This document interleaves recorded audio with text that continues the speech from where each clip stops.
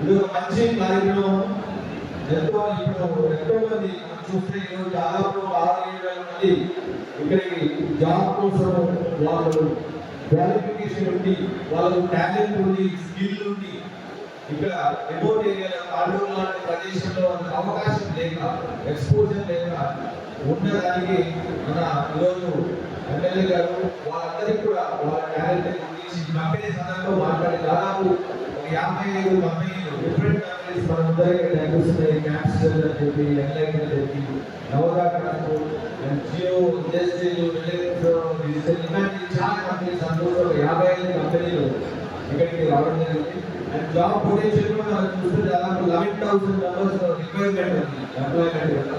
So కాబట్టి వాళ్ళు ఎవరెవరైతే క్వాలిఫికేషన్, టాలెంట్, క్యాపబిలిటీస్ ఉన్నాయో, స్కిల్స్ ఉన్నాయో వాళ్ళందరూ కూడా చేసి బిల్డప్ చేసి దాదాపు చాలా మంది రిక్రూట్ చేస్తున్నారు. సో మన కళ్ళ ముందే చూసాం చాలా మంది రిక్రూట్ చేస్తున్నారు. దాదాపు 3 lakh rupees ప్యాకేజ్ పర్ యానంతో కొంతమందికి, అండ్ 3.6 lakh పర్ యానం ఇంకా కొంతమంది, అలా దాదాపు 4 lakhs వరకు ప్యాకేజ్ కూడా.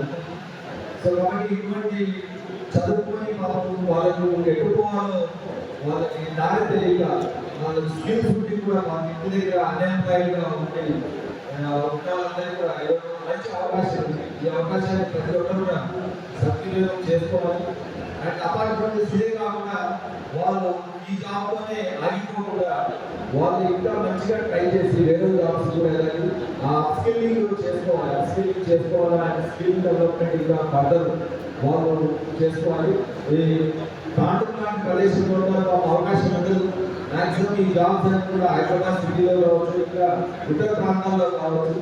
అటువంటి ప్లేస్లో వాళ్ళకి మంచి అవకాశం కూడా ఉంటుంది. ఆ స్కిల్కి ఇంకా స్కిల్ డెవలప్మెంట్కి.